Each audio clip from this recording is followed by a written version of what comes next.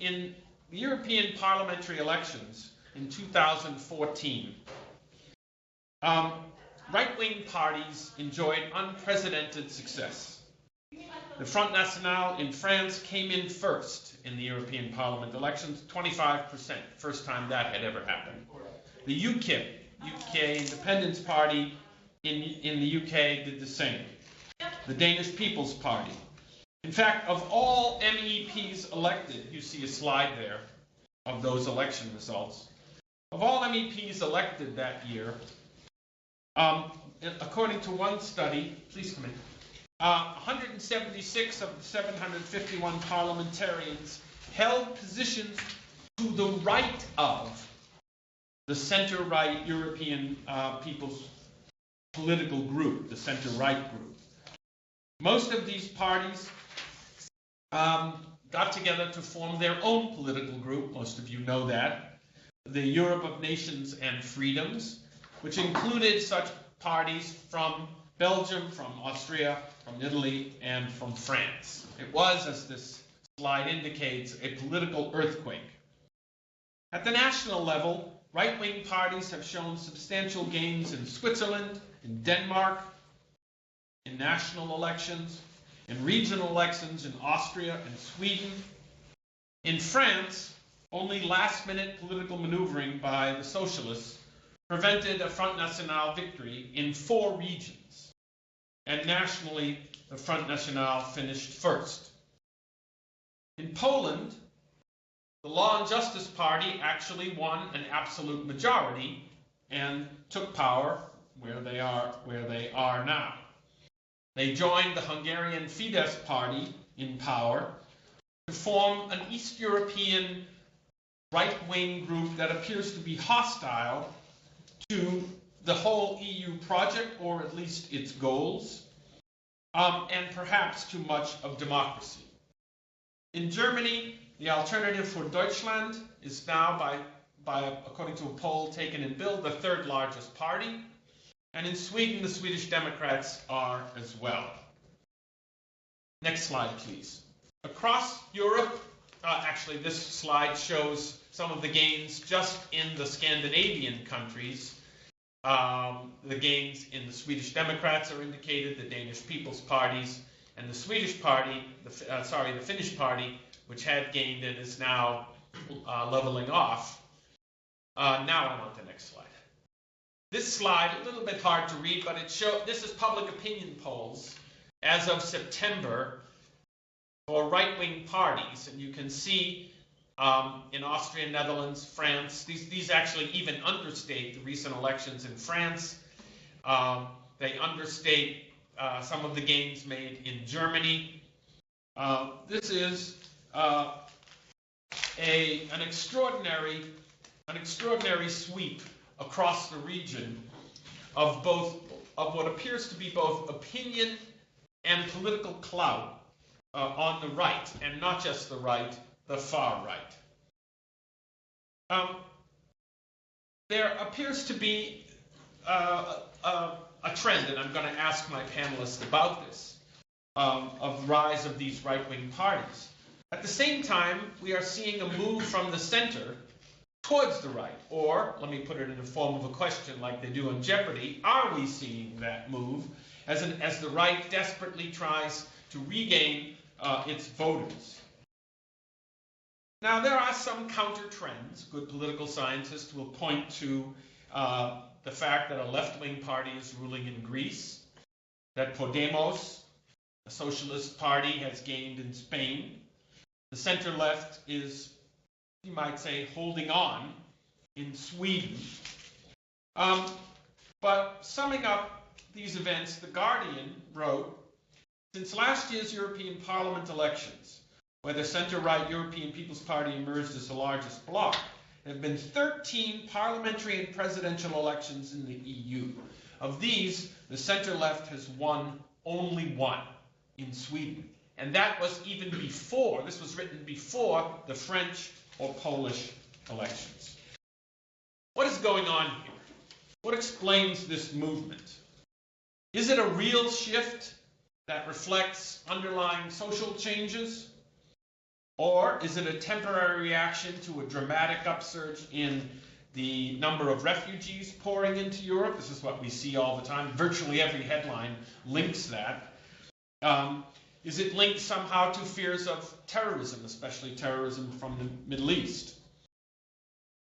Is it a longer term, but no less significant, challenge to European values? The values that Europe thought it represented: tolerance, freedom of movement, freedom of religion and expression. In fact, the whole democratic project. Can we see it in those terms? Or you might say, no, this is just a response to different national conditions. After all, economies are slow, huge unemployment, the number of refugees per capita in some of these countries is low. Maybe this is just a reaction to other factors. Is this a new and more recent and perhaps more dangerous representation of our old friend populism? I'm going to come back to that in a moment. But it does lead me to another part of this panel, which is a comparison to the United States. Next slide, please. This may be a little hard to read, but you can see the word on the right.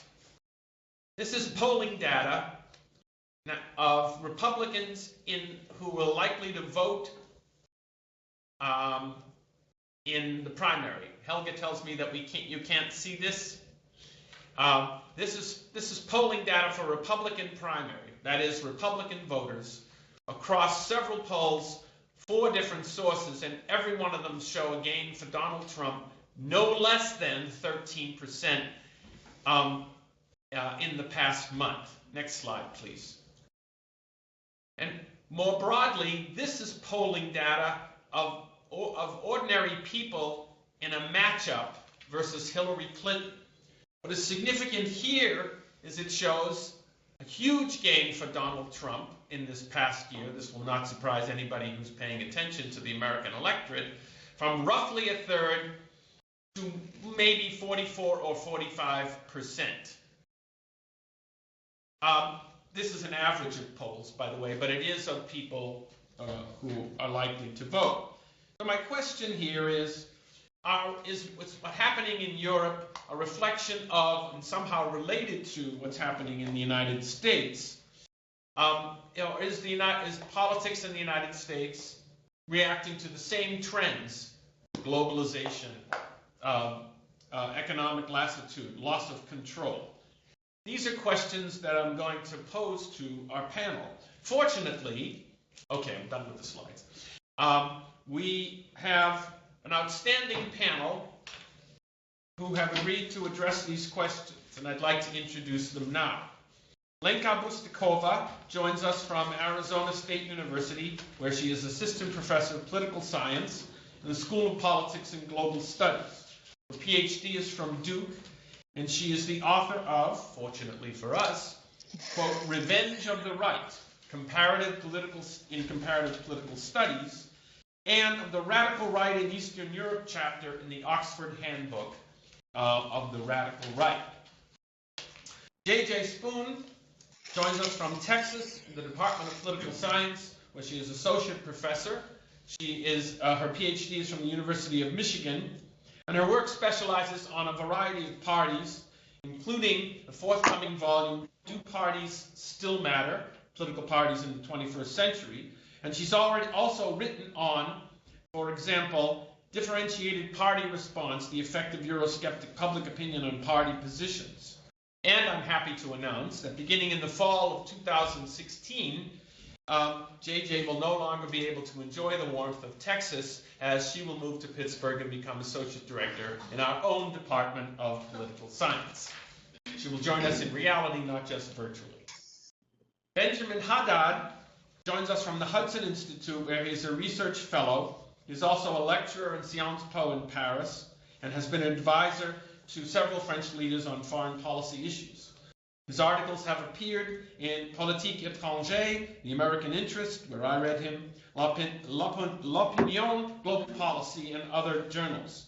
He holds an MA in International Security from Sciences Po and an MA in Economics from the Haute Études Commerciales in Paris. Professor Helga Druxes is professor of German and comparative literature at Williams College. So she's even colder than we are right now in Massachusetts. Very cold up here, yes. She is co-editor with Patricia Simpson of a special issue devoted to Pegida, whom observers will remember as the right-wing social group which began in Dresden and may be spreading out, and a special issue of Pegida in German Politics and Society, and also has written on digital media strategies of the far right across Europe and the United States. I think you'll agree this is a panel well positioned to address these questions. And if I might, I'd like to start with you, Jae-Jae, since your work has the broadest perspective. I'd like you to address the question of how new this all is. Is this just a media bubble, or what we're seeing somehow different from past phenomena, especially those phenomena that reflected the right wing? Well, I think that we have to think about this obviously in the context of past of a historical context, and I'm sure panelists will also discuss it in this manner. But I do think that what we're seeing now is something that is different, and I think why that is different is because we're seeing the rise and the development of these parties in places where we hadn't seen them before. Right, we're seeing them in Scandinavia, right, where we're seeing parties like the True Finns and the Sweden Democrats getting elected, and in the case of Finland, joining the government. And so I think we are seeing something new that we haven't necessarily seen before. Obviously, some of the rhetoric, and we'll obviously be talking about this. The panels will be discussing this as well, but I think the rhetoric is somewhat harkening back to what we've heard in the past, but then also reflecting politics today in terms of globalization, in terms of the economic crises, in terms of the migration crises, and an increased sense of, perhaps a heightened sense of nationalism in places, again, where we haven't necessarily seen this before. So I think that it's both, the rise of these far-right parties is both grounded in things and ideas that we've seen in the past, but it is also reflecting new realities in the 21st century also. Benjamin, let me take that as a cue to go to you about France. After all, this is not the first time that the Front National has done well in either national or regional elections. They show some internal divisions, even kicking out the founder of the party.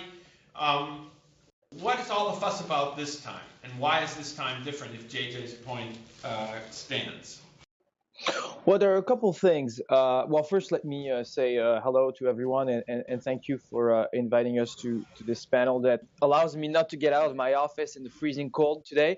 So for the National Front, it has had successes before. As you know, Jean-Marie Le Pen, who is the father of the current leader of the National Front, Marine Le Pen, got into the second round of the presidential election in 2002, but only gathered 18% in the second round. So you do have a significant progress, at least in terms of proportion of the vote, not so much in terms of the real number of voters. And it's the first time, it was the first time in European elections in 2014 that the National Front arrived first in the national election. It happened again in the first round of the regional election. So you do see this trend. I think something else, and we're probably going to come back to this afterwards, but something else that is very interesting in the transformation of the National Front, at least in surface, is that the National Front was founded in the 70s by Jean-Marie Le Pen. And at the time, it was a refuge for really right-wing nationalists who were nostalgic of Vichy. You had a lot of actually former collaborators with Vichy and the Nazi regime in the 1940s, for nostalgics of French Algeria, you know, the Algerian War in the early 60s, and a lot of fringe right-wing crackpots, conspiracy theories, pagans. You know, you had a mix of all these groups. What Marine Le Pen is trying to do now mostly under the influence of her deputy, who was Florian Philippot, who actually comes from the anti-European left. He's a young technocrat. She's trying to make it into a more social populist movement that is much less free market oriented than her father was. He was a fiscal conservative. She's much more, I would say, to the left economically, or protectionist, and focuses on immigration, Islam, and anti-European. So to make it into the mainstream of populist extremist movements in Europe, and much less into the tradition of French fascism, I would say. I think that's the major transformation. Another thing that is very striking, if you look at the results, especially of the European and regional elections, is the collapse of traditional parties, and the fact that the National Front is moving in as a real political force, not only as we used to say, vote contestataire, which is people voting for it to send a message to other parties, but really as a political force in itself that is, now a force to be reckoned with. If you look at presidential polls for the 2017 presidential election in less than a year and a half, it's almost certain that Marine Le Pen will get into the second round, and if the election were held today, she would arrive first in the first round. Now, it's still very complicated for the National Front to gather an absolute majority, as we've seen in the regional elections. When you have one of the two mainstream parties withdrawing and supporting the other, it's still complicated for the National Front to get above 50%. But it's now really imposing itself as a major voice in the French political conversation. That is probably why you titled your piece in American Interest "Final Warning." Absolutely. In a way, I want to stay with this theme and go to you, Helga, if I might. If any country in Europe should be allergic to the rise of right-wing politics of any stripe, it should be Germany. And yet, this trend that we're seeing has not left Germany out, either in the political realm, as I mentioned, the alternative for Deutschland, or in the social realm. What is different now in Germany? What has changed that sparked such a movement? I think what's new is that populist and far-right parties collaborate in new ways. The German sociologist Jan Schädler used a term that I find very useful in thinking about what's going on currently. He speaks of a groupuscular right.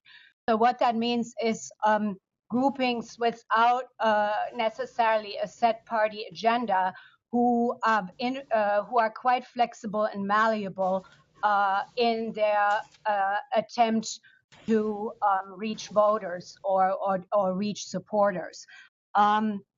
So, for instance, the AfD, which you mentioned as the third most popular party in recent opinion polls, regularly trades speakers at Pegida events, or there's basically a lot of mutual overlap and interaction between this political party AfD and this populist movement Pegida. At one point earlier this past summer, it actually looked as if Pegida support was dwindling and AfD was going to take over. This has not yet happened, as we see subsequent to the Cologne attacks. So what Patricia Simpson's and my co-edited volume on the far right stresses is how all these far right and populist parties in Germany and transnationally make use of the internet to spread their message and to make transnational coalitions, as well as, of course, organize within the country for large group meetings. I think what has really changed in Germany is that we have a mainstreaming of populist views.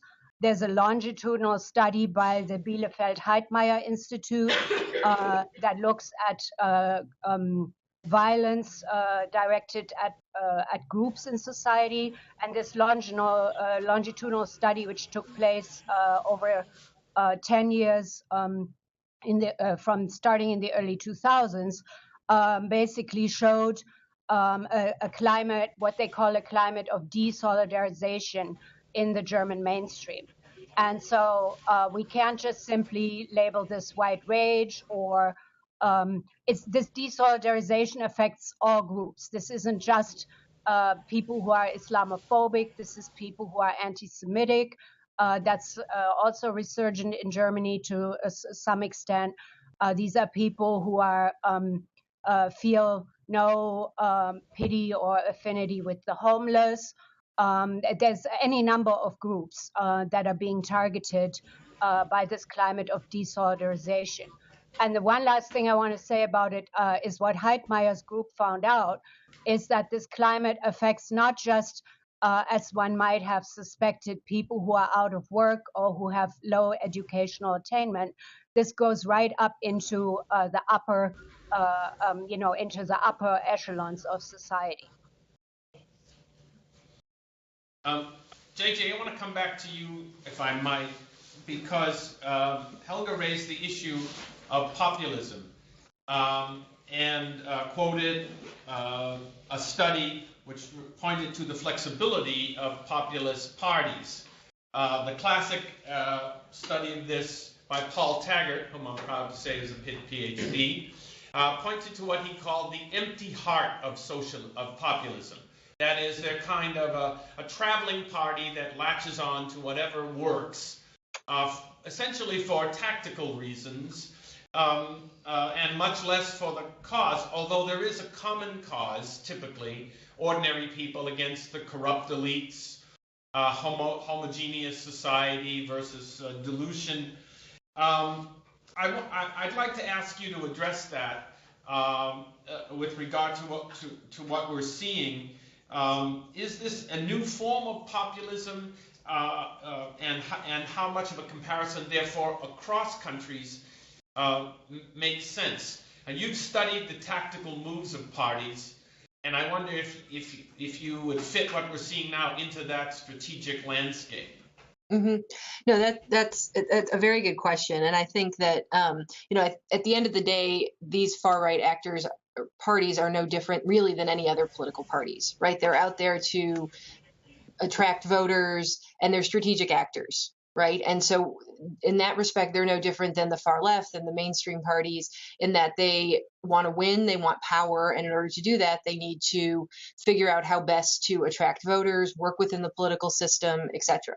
So we see these parties working perhaps differently in a system where there's proportional representation, right? Where they can gain access to parliament much more easily than they could in a system like France's or the UK's, where it's a single member district system, right? Where you have to get, in the case of the presidency, an absolute majority, at the very least a plurality.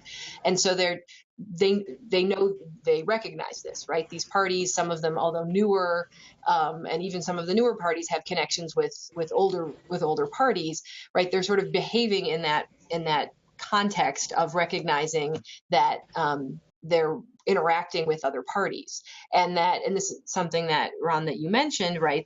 Is that they are reacting to. There's reactions on both sides, right? They're reacting to the parties on the right. The parties on the right are reacting to the far right.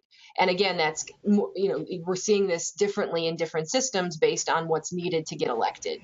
And so I think Paul Taggart's analysis, which we always come back to when we talk about, populist parties, is correct, right? That they are, not necessarily sort of empty of ideology, but that they're being strategic. That the same message that the Front National was talking about in the 1970s doesn't necessarily resonate anymore. And right, Benjamin mentioned this, that the Marine Le Pen has really sort of reimagined the party, right, as a way to separate, in some respects, from her father and attract new voters and be an attractive option for those on the right that think that the Republicans, the current right party in France, is not addressing those issues. And so while I think that there is an ideology, I think that it is very much dynamic in that it is reflective of the current political climate.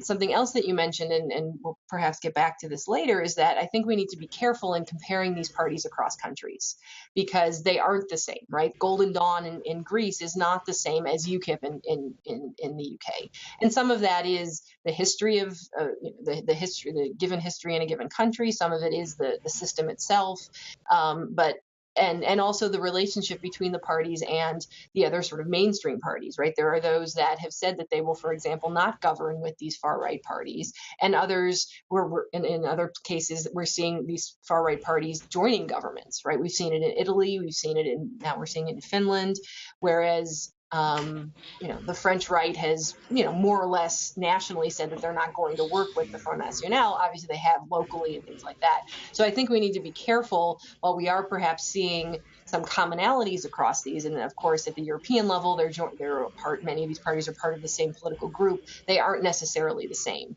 And so kind of going back to your original question, is this sort of this empty heart of populism? I don't think we should go that far. I think there is there is an ideology, there are common elements, but we need to sort of step back and look at what's going on in each country to really understand what's going on, and also recognize that these parties at the end of the day are political actors and they want to win, and they'll do what they need to do in order to do that. Lenka, I'm going to switch to you for a moment because Jae-Jae has mentioned differences. Now, of course, the difference, even the examples I gave in East Central Europe, is that the two far-right parties or conservative right parties are now in power, one in Hungary and one in Poland. And I want to know if you think, I have a couple of questions about that. Were these parties, did they reveal their preferences, their tactics, their intentions when they were not in power? So that people were voting for them in a way out of ignorance, or did they make it clear? Second question is, another difference between these parties and these systems is, let's face it, East Europe is hardly threatened by a migration crisis. And yet, so that cause would seem not to apply in this case, certainly in Poland, perhaps not in Hungary. So what accounts then for the rise of these parties, the success of these parties in Central Europe? Well, thank you very much for the invitation and for the questions. So when it comes to the Polish Land Justice Party and the Hungarian Fidesz Party, which I think most people still consider to be mainstream right or radicalized mainstream right, we will see about Poland, they were definitely very vague. They promised greatness. I think the voters expected them to move to the right on identity issues, so on nationalism, maybe some social issues, but what was absolutely unexpected was the power grab that they engaged in. So in Hungary, this has been going on for about 5 years. Europe, sort of, there's this great illiberal turn. So, and that, in my view, is not a specific feature of a far right. This is a power grab it's a combination of nationalism policies or sort of heightened identity issues, but there is a strong element of a power grab, and that I think is not unique to mainstream right or far right or mainstream left. The major difference between Poland and Hungary is that Hungary has a much brutal competitor on the right. So there is a Jobbik party, which is one of the most extremist far-right parties in Europe that we have. It's very strong, and Fidesz is locked in this outbidding process with Jobbik at this point. Poland is very different. The Law and Justice Party has been in power with League of Polish Families, which was a far right in Poland. That party doesn't exist anymore. So I think the Polish voters, probably got a sense that the Law and Justice Party is conservative, Christian values, but power grab was a huge surprise, and I think most people are still in absolute shock. We will see how that goes because, again, another difference is that there are huge demonstrations against Kaczynski in Poland. Right now, we don't observe so much mobilization against Orban in Hungary. So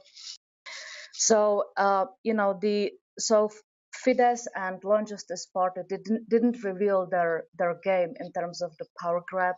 the voters might have known about their identity positions, but they were very vague.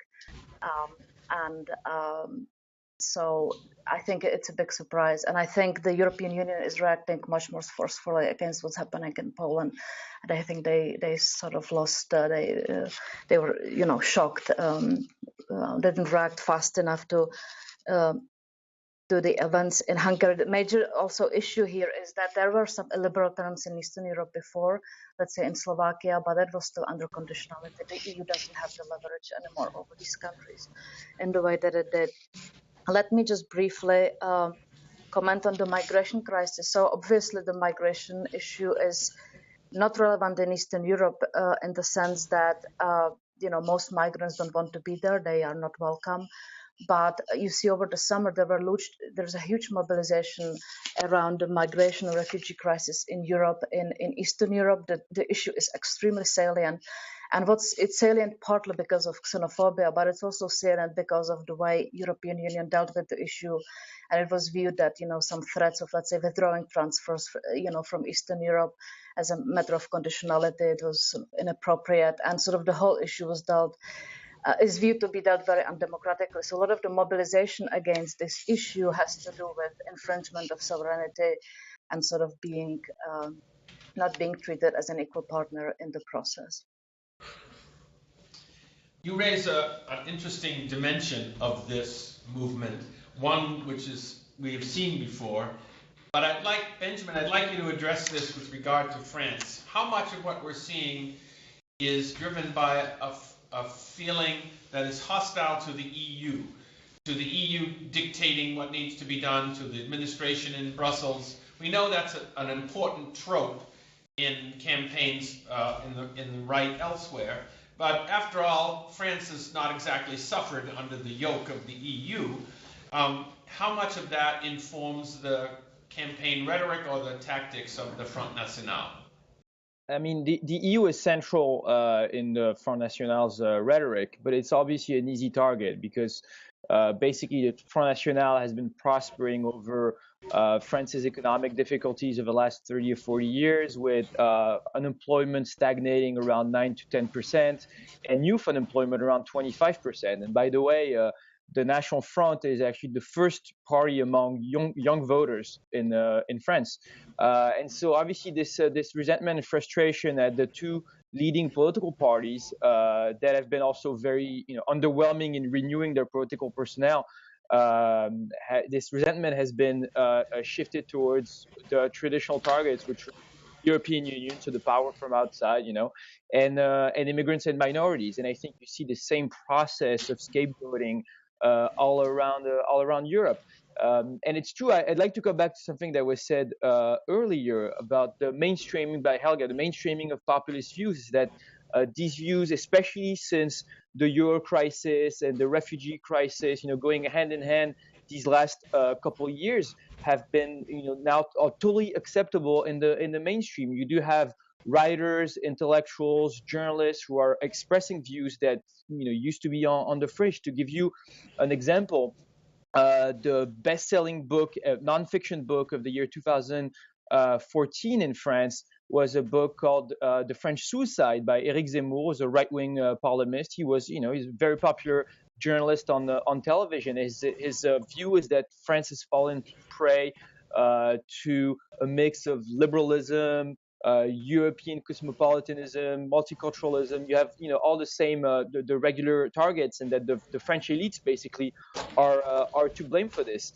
And I do think you have this trend all over Europe, even though, as you said, national situations are very different. I mean, the Golden Dawn is not like UKIP or like the National Front, but you do have I think a lot of commonalities. And you were talking about the empty heart of populism. I do think you have a broader backlash against liberalism and open societies that you see, as a common trend, and it's particularly striking, I think, in foreign policy, with you have the same pillars of being anti-European and anti-American, and also pro-Putin. And Vladimir Putin has, for most of these movements, maybe putting on the side law and justice in Poland, which has a very particular history with Russia, but But all of these movements, including on the far left, by the way, have the same fascination today with the personality of Putin as the defender of traditional values against the West, and convey the same conspiracy theories when it comes to the crisis in Ukraine. You see exactly the same kind of rhetoric, and incidentally, and I know we're going to talk about this later, you hear the same thing coming from Donald Trump about Vladimir Putin in the United States. It's quite an interesting phenomenon. Yes, it is. We will get to him. Lenka, I want to go back to you right away because some of what Benjamin just said about France does not seem to apply to Poland. Poland seems to me to be this puzzle. Here's a country, the most prosperous of the East European countries, hugely benefited from EU membership, cannot really plausibly put forth a notion that the EU membership has hurt Poland. They are not enamored of Putin, certainly not Kaczynski is not enamored of Poland. The economy has done reasonably well. They're not threatened by a refugee crisis. How did the Law and Justice Party win? And how does that reflect what we're seeing elsewhere, or does it, in movement to the right? So, I think, again, the win of the Law and Justice Party is very recent, and I think we will really see what's going to happen. I very much hope that the power grab, there is going to be a pushback, and things might look hopefully very different 1 year from now. However, the Poland has been the success story of Eastern Europe. However, one has to keep in mind that the distributional consequences of economic reforms are very different. So on aggregate, you might, Poland has done a tremendous job, but you have segments of the society that feel left behind. There are areas where the unemployment is high, young people cannot get jobs. A lot of the liberal values that are associated with the left does not resonate deeply with Polish voters, and so it's not surprising that a country that's in a way has a strong conservative element. The Catholic Church is very strong, would embrace a party that runs on a conservative nationalist platform. I think what's absolutely shocking is not so much that the Law and Justice Party, who is a economically left-leaning party, that's sort of a big difference, I think, between the East and West, is that far-right parties in Eastern Europe are economically on the left, some of the mainstream as well, not all of them. This is a left-leaning party. You might expect a little bit of pushback, but I think what's shocking about the Law and Justice Party is basically taking what Orban did in 5 or 6 years and implementing it within a few weeks in Poland. This is a power grab. I think that has nothing to. The voters absolutely unexpected it. This is not what Law and Justice Party was promising. Everybody is in shock, and I think that that's a different issue. They see this opportunity, this cookbook, and they're going. But again, as I said, there is a lot of pushback against that. But I think the power grab, in my view, has nothing to do with the success of Poland as a transitional society. They are dismantling the civil service reform in Poland, which has been sort of one of the best reforms in Eastern Europe, a lot of countries. So attacks on the Constitutional Court, increasing taxation, media freedoms are being under attack. But in my view, that's a separate issue. I think nationalism is separate from power grab. They unfortunately go sometimes hand in hand, but I do think analytically we have to think of them as two different issues. And so Polish nationalism doesn't worry me, but the power grab does. Right.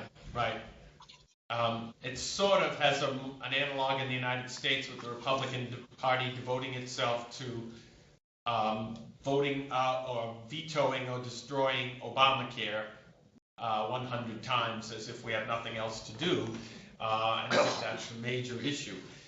Several of you have mentioned the left, and I want to turn to you, Helga, because once again, we're talking about a country that has had a tradition, a robust ideological, political, and social tradition of a strong social democratic party, a strong left.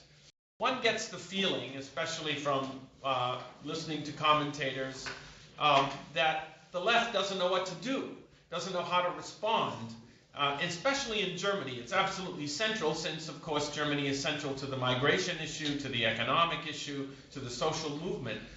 What's happening with the left in Germany, and is there a response to this rise in the right happening there?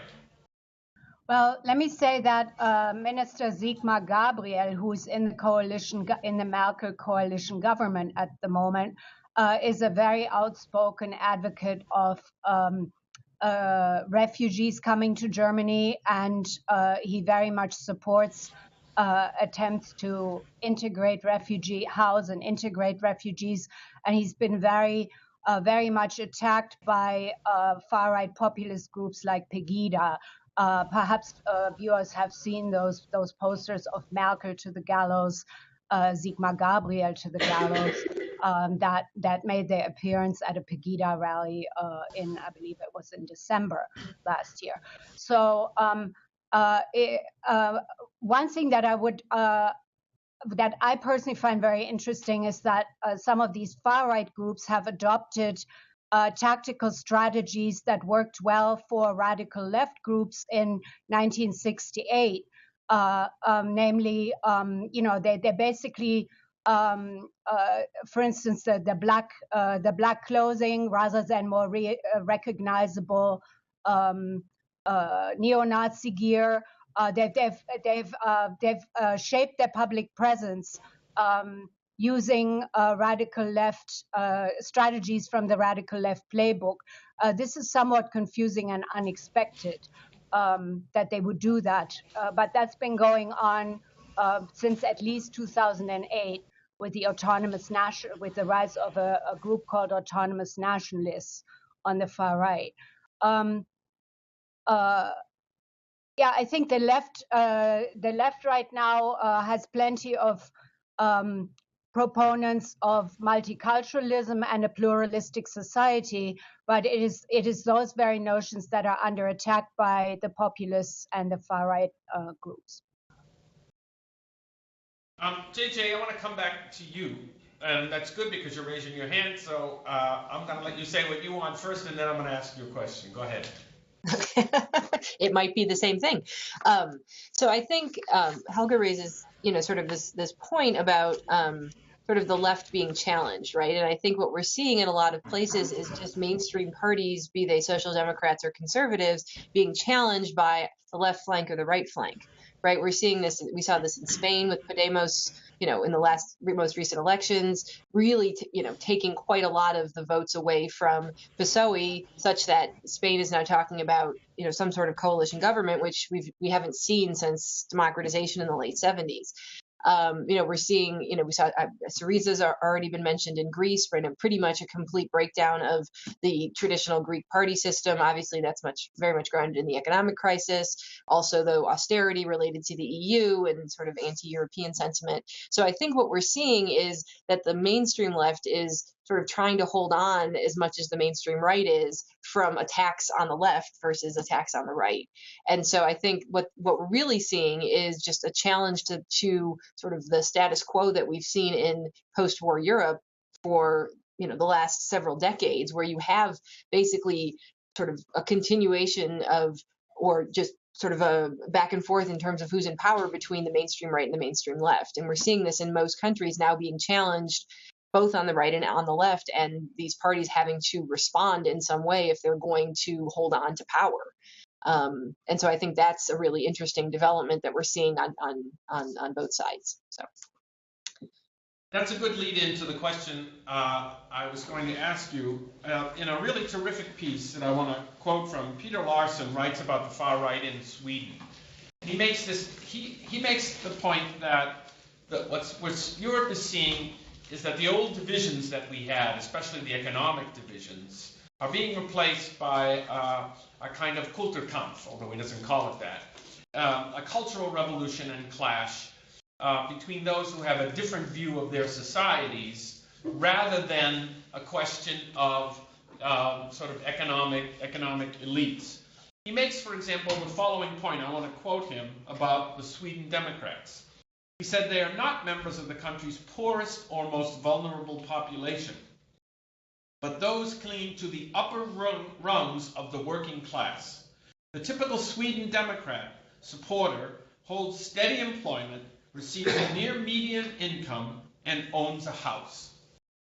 I guess my question is, if that, now Sweden is of course a generally prosperous country, if that's what we're seeing there, is that true across Europe, that the struggle is shifting and it's no longer, let's say, the party of business versus social democrats, but it's a cultural clash that on the right? That's really a whole different epoch in European politics. Or do you think he overstates it? I mean, I think that's a very, I think that's a very good point. I think, and I agree that we're seeing a very big shift in terms of even what the debate is about, right? And sort of what the discussion in politics is about, so much that that we're talking about divisions over who is French or who is Swedish, about how societies that have been very homogenous that aren't anymore, right? How that sort of fits into what it means to be, sort of Swedish, let's say, or French, or whatever that may be. Although France, of course, always more diverse than Sweden, of course, to begin with.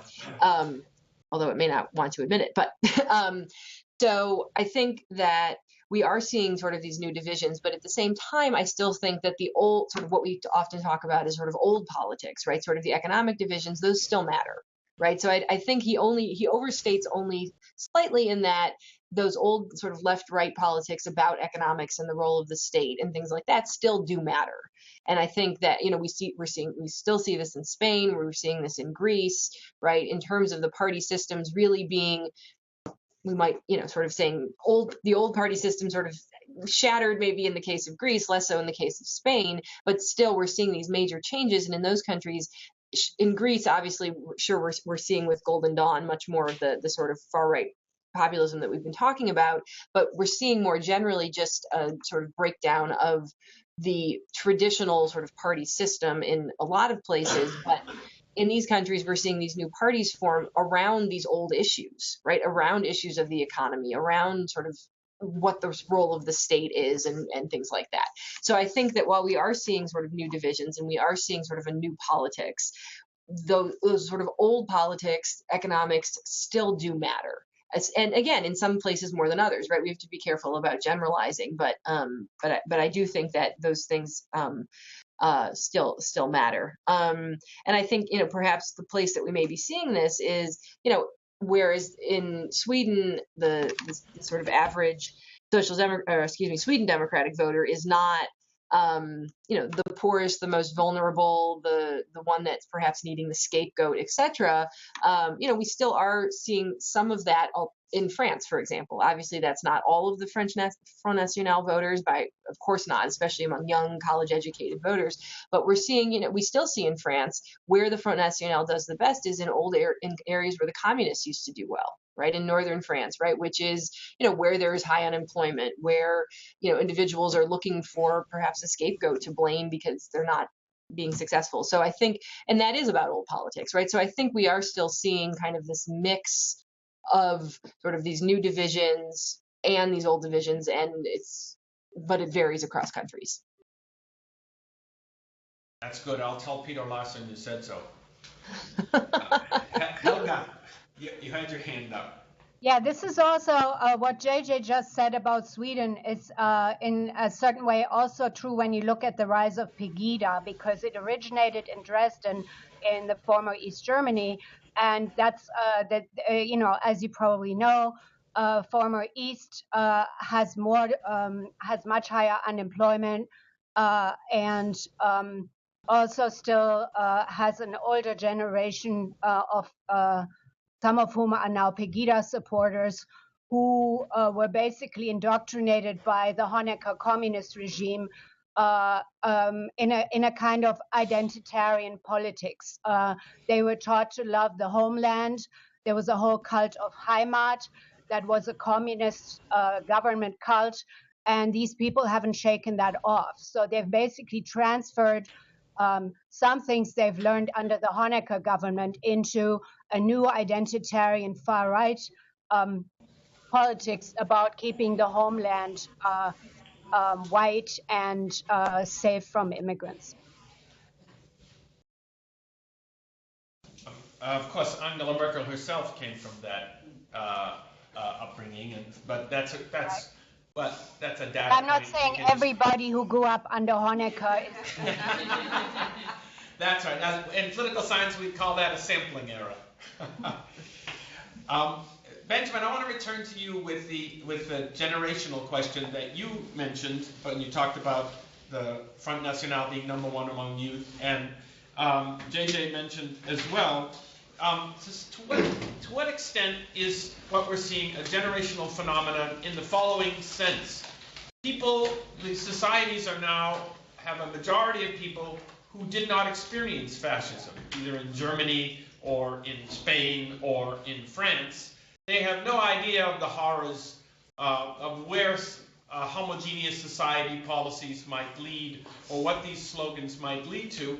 In a sense, they have no memory and therefore are attracted by these simple solutions.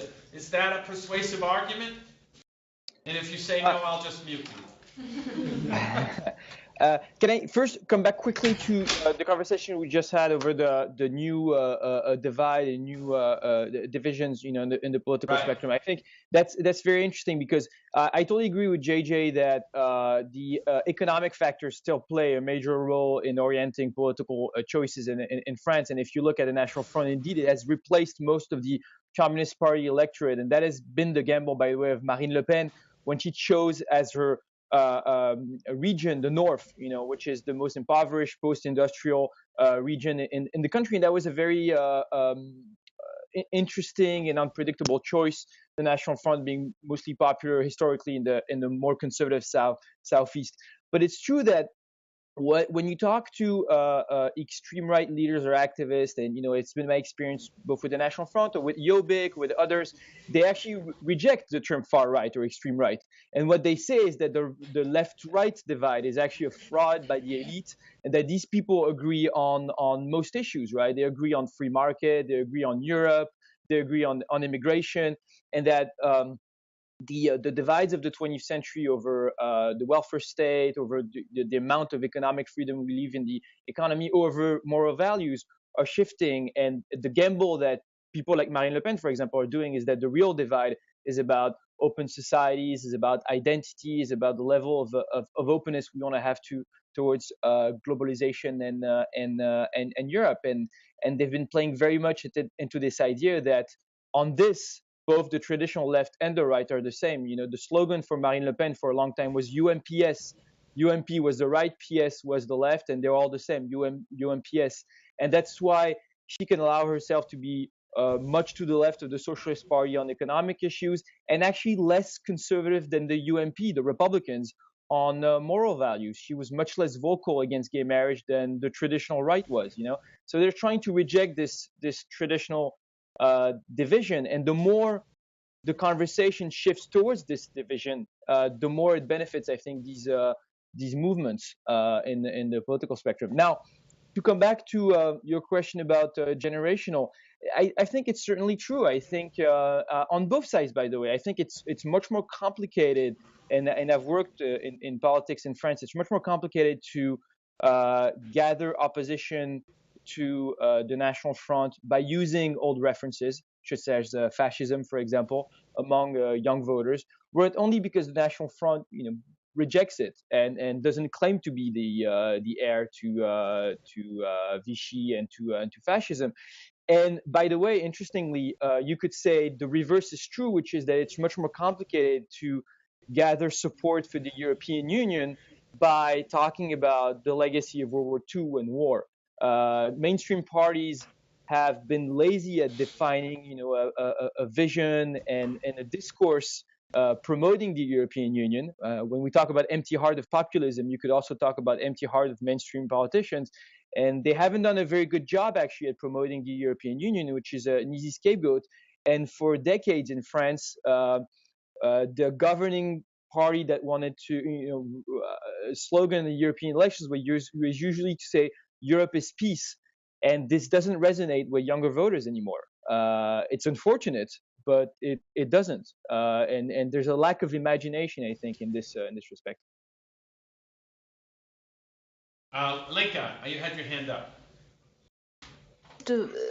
briefly comment on the issues of economic redistribution. I think, one issue is economic inequality, but the second issue is the perception of fairness of that inequality. And that, so, on aggregate, the country may become wealthier, but the voters are very often driven, far-right voters, and actually this was the case in Poland as well, that the game of economic redistribution is rigged, that the privatization, that there were actors who had sort of prominent access to resources could have, benefited from the process of market liberalization. The Western firms came in; they got good deals. So, and sort of this is not an issue of personal pocketbook voting, but it's definitely an issue when you see that that let's say the former Communist Party members, or actually the winners of market liberalization in Eastern Europe, were not restrained, were not put in jail, and this is actually one of the issues that the Law and Justice Party has been raising all along, that Poland had allowed former Communist Party members to reap the economic benefits of market liberalization and openness to global economy. And so again, the numbers might look at everybody's getting wealthier, but the perception that the wealth is legitimate, might not correspond to that. And that's definitely a huge issue in far right in Eastern Europe and in some way in Western Europe as well, with globalization and open markets and the dismantling of the welfare state. Can I ask you one quick data point about the Polish elections, Lenka? I want to know how the farmers voted. Farmers in Poland, as you know, were profoundly Eurosceptic until they joined the EU and reaped huge benefits from Poland's not quite capped payments. And on the other hand, they're traditionally conservative voters. How did they vote in this last election? Conservative voters vote for the Law and Justice Party. So, it has always been the case that economic issues have been important in Poland, but most of the politics is aligned along cultural issues. And with a great degree of simplification, you can see that cultural issues do trump economic issues in Poland. Having said that, again, Poland has been the poster child of reform. So this is a very disappointing issue. Well, like the old Groucho Marx quiz show, you said the magic word. I believe you said Trump. And that is going to lead us into. Thank you very much for doing that. Probably none of you in this room remember that Groucho Marx show, but when someone said the secret word, a bird would fall down and they'd win $100. I would give you 100 euros, but it would disappear before I got it to you. I'm going to move into some deep waters in a minute and ask you to make some comparisons. But before I do, I want to offer the opportunity to any of the people here who want to raise a question, or any of the people at FIU or at Illinois who would like to raise a question to any of our panelists, or even to disagree politely with them. Brian, please identify yourself. Hi, my name is Brian Chesler, and I just have a question for Benjamin. First, salut, j'étais à Sciences Po l'année passée, pour un an. And secondly, you've talked a lot about Front National, and I just wanted to know, since all those parties, as the panelists have mentioned, are different in their own way, what would a Front National presidency, hypothetically, what would that look like? Because we already see, well, would it look like Béziers down south with the mayor there, or would it be drawn more towards the Republicans and center right? First, happy to see people from my alma mater. Well, look, it's obviously hard to make this science fiction scenario. The National Front, as you mentioned, already controls a few towns, especially in the south. But the powers of a mayor are much more limited, especially in a country like France, where executive power is so centralized with the presidency. So the mayor of Béziers is known for being a very provocative, very controversial. He said there are too many kebab joints in his town, but at this point, it's not very consequential on a day-to-day basis. I think probably the first thing you would see from a National Front victory in France, I think, is immediately a form of renegotiation of France's presence in the European Union. I think that would be the priority, whether getting out of the euro, finding a way to negotiate a withdrawal, and progressively a withdrawal from Schengen, the EU, and all the rest. I think that would be the first spirit. But obviously, it would be to be expected that progressively you would have a decline in civil liberties and just a more general atmosphere of tension, of national tension, and playing on divisions in the country. Well, without rendering judgment, that is a perfect segue into a discussion of Donald Trump. I'm going to ask each of you, not let any of you off the hook, to address the question that has been commented on by some observers, that the kind of rhetoric and posturing we are seeing out of Donald Trump and, by the way, Ted Cruz has more in common with a kind of far-right anger and social, you might say, cultural struggle than it does with U.S. politics. David Brooks said, for example, this Trump-Cruz conservatism looks more like tribal blood and soil European conservatism than the pluralistic American kind. Now, leaving aside the smugness of this quote that, we are just so pluralistic and everybody else just hates each other for who they are, how much of a comparison between Donald Trump and these parties of the right is a stretch, and how much can be laid to some of the same factors affecting the movement of the European right? Helga, thank you for going first. I think that Trump's anti-immigrant rhetoric and his Islamophobic rhetoric have a lot in common with, say, what the far-right parties or groupings in Europe are saying. I'm also quite appalled by the Donald's sexist attitudes, and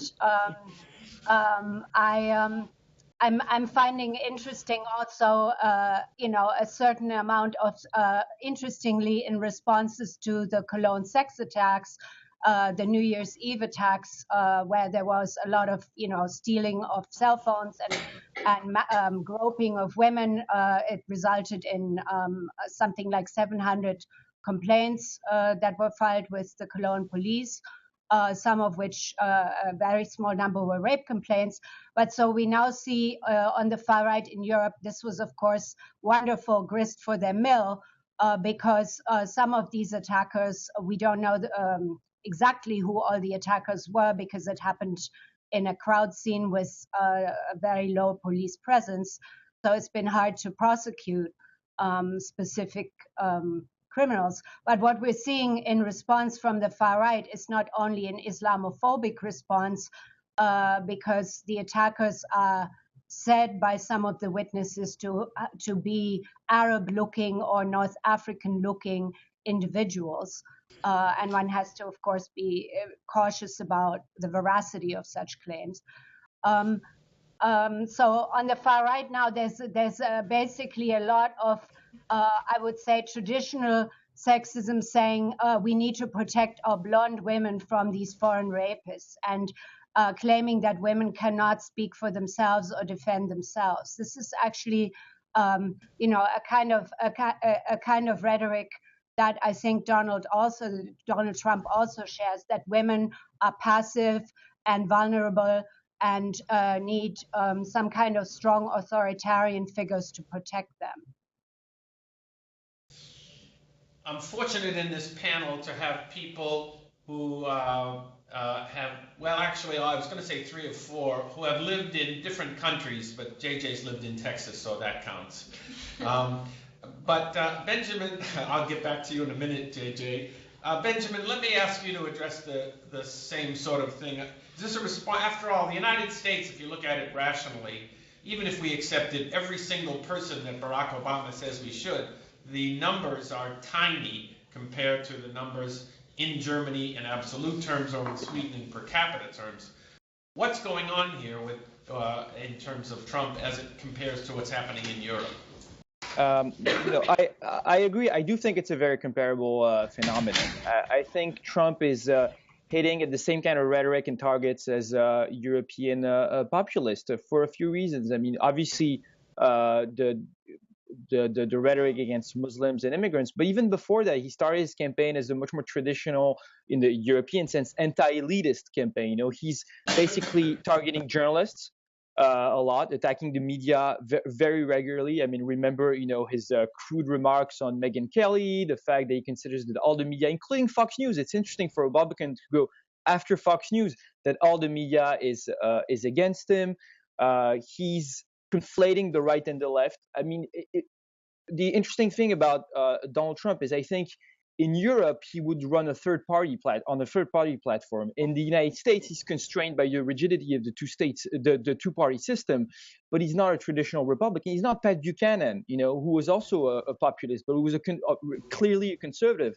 If you look at Trump's position on issues like Planned Parenthood, he's actually much less conservative than the rest of the Republican crowd. And he's also conflating both Democrats and Republicans in the same bag, saying they're all corrupt. If you remember, especially, I think it was from the first GOP debate, where he basically said, I give money to Democrats and Republicans alike because they do things for me. Hillary Clinton went to my wedding. There's this sort of broad cynicism about the corruption on both sides of the spectrum. He's attacking traditional Republicans as much. And it works because you have, I think, a resentment and a frustration towards the elites in the United States that might be driven by other factors than in Europe, but it is also very present. And I think it's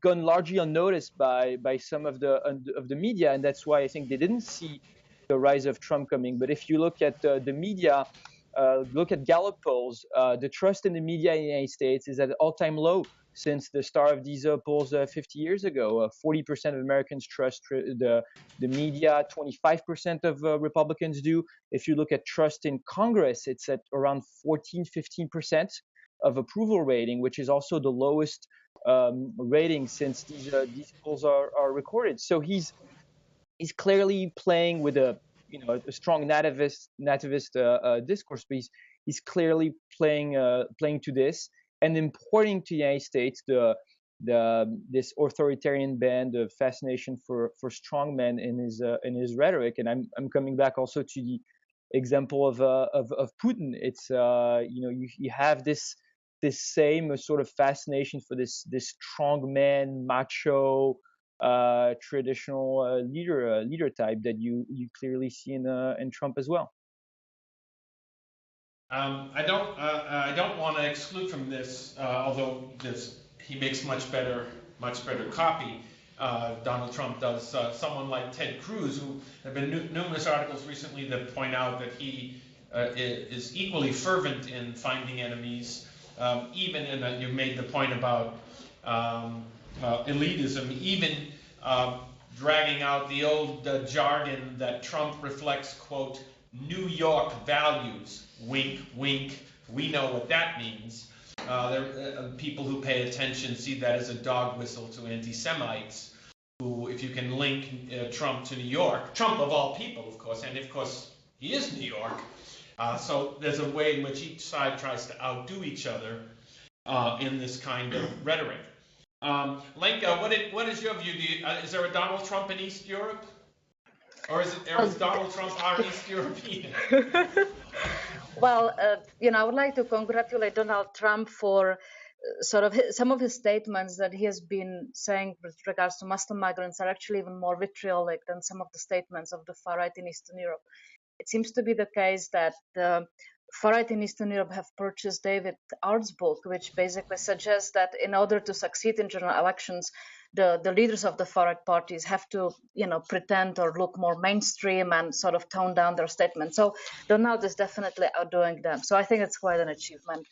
But I think that Donald is. I mean, I have so much perverted fun watching him. And I think he is very inventive and represents this incredible adaptability, inventiveness of far right. So far right in Europe is inventing new configurations. So for example, the French and the far right in the Netherlands are big friends of Israel. This is a new invention.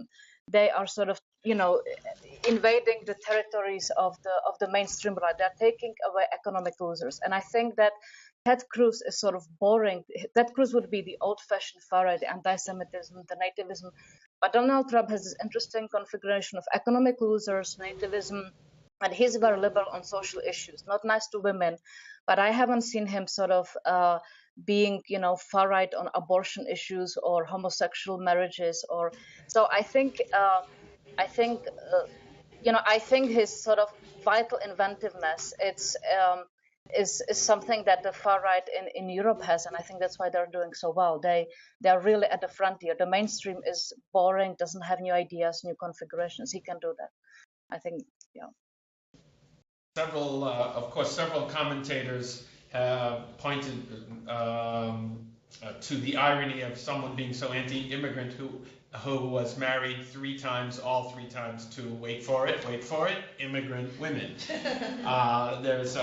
I'd like to, I want to come to Jae-Jae, but your point on learning, one of the articles, I think it might have been Peter Larson as well, used the term that the far right has engaged in de-demonization. That is, they move away from, and I think, Benjamin, you mentioned this as well, for France, moving away from the discredited but charismatic anti-Semite, raving lunatic kind of notion to be more mainstream, more reasonable. Although it's quite okay to be anti-Muslim, to kind of distance it and make it in a way respectable. It might be fair to say that Donald Trump hasn't engaged in that because he worries very little about being respectable, it seems to me. Which brings me to you, Jae-Jae, the party strategist, the person who studied party strategists. Now, admittedly, I'm talking to a small group of people who, as we all know, represent the mainstream left-wing academic, blah, blah, well, maybe not Benjamin, academic point of view. But after all, we've just outlined all of these offensive things that he has said and done. How can this be a winning strategy? And the evidence suggests that it may not be a winning strategy, but his percentages in the general electorate are pretty close to Hillary Clinton's. Is that really what American society is all about? Can he win with this strategy? Yeah. So, before getting to that, I just wanted to say that I agree with everything that has been said, and I wanted to point out on Lenka's desk is The Economist from about a month ago, with the title "The March of the Little Trumps" was the title of the article in the in The Economist. So there's clearly, and it was very much, talking about what we have been discussing, which is to say that folks like Le Pen, et cetera, are in fact the European version of Trump. So The Economist is even getting in on this discussion. Real briefly, and then I'm sorry I have to leave. I have class in a few minutes, but I think the interesting thing, to just add, sort of my 2 cents to this in terms of, is this a winning strategy? I mean, I think we need to remember that we're still in the primary, right? And primary voters are not general voters in the US, and especially in places like Iowa, right? The average Iowa caucus participant is much, on the Republican side, is much more evangelical, much more white, much more conservative than the average primary voter in general. Right. And so I think, that we need to think about who he's talking to right now. And we also need to remember, too, that even though, we're seeing his rallies filled with people and it looks like he's got all of these supporters, we have to remember that not all of those people are necessarily going to be voting in the primary or in the caucus. And a lot of these folks, especially in a place like Iowa, having lived in Iowa, and what I did when I lived there is, I took advantage of the fact that I could open the newspaper in the morning and I could go and hear every Democratic or Republican candidate within 5 minutes of my house that afternoon, right? And so I think a lot of the folks that are going to these events and these rallies that the media is portraying as, Trump has all of these supporters, et cetera, are, especially in a place like Iowa or New Hampshire that really focus on these, sort of retail politics, are really just going to hear what he's all about, right? And going to sort of get a firsthand, take on Trump or Cruz or et cetera.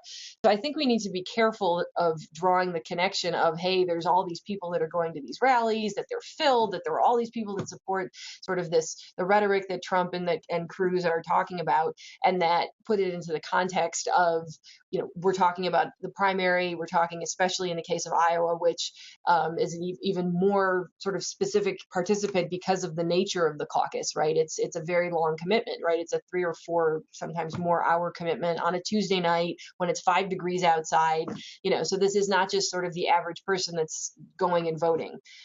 So I think we need to keep that in mind in general in terms of thinking about the support.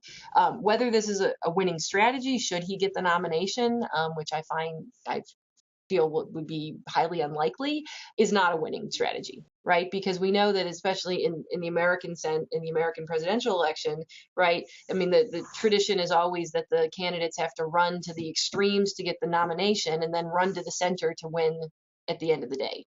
And someone like Trump, because of how he's talked about the issues. Again, he's not perhaps so far right on, as Lenka mentioned, on some social issues and things like that, but he's alienated individuals, he's alienated women, he's alienated the Hispanic community, he's alienated the East Coast, he's alienated, so many people that, there's no really, I don't think, any way that this is, one, a winning strategy, and two, that he will even get to the point through the primary and the caucus process that he will even be at a point of now having to attract, a plurality of voters in the general election.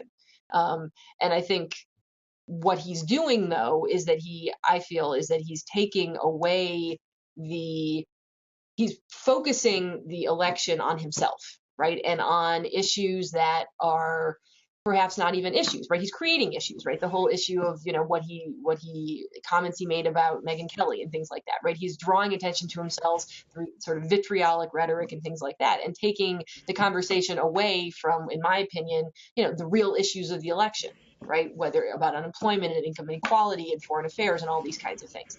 And so he's focusing the conversation on perhaps issues that at the end of the day are not what, one, matter to most American voters, and two, what they're actually going to be voting on come November 2016. And so I think he's sort of just riding on the situation right now, but I think that it is not a winning strategy, nor that he will actually be able to win. And with that, I wanted to thank you for including me in this conversation, and I do need to head to class. So okay. I will. Thank you, Jae-Jae. Thank you so much for being with us. You're welcome. And we welcome you into this reliably, at least in a presidential year, blue state when you come next year. I'm actually going to wrap up at this point because we are coming to the end. My sincere thanks to you, Jae-Jae, you, Helga, you, Lenka, and you, Benjamin, for being our panelists, to FIU and Illinois for joining us, and to all of you who have sat here with us. We hope you'll join us for the next conversation, and thank you very much. Bye-bye.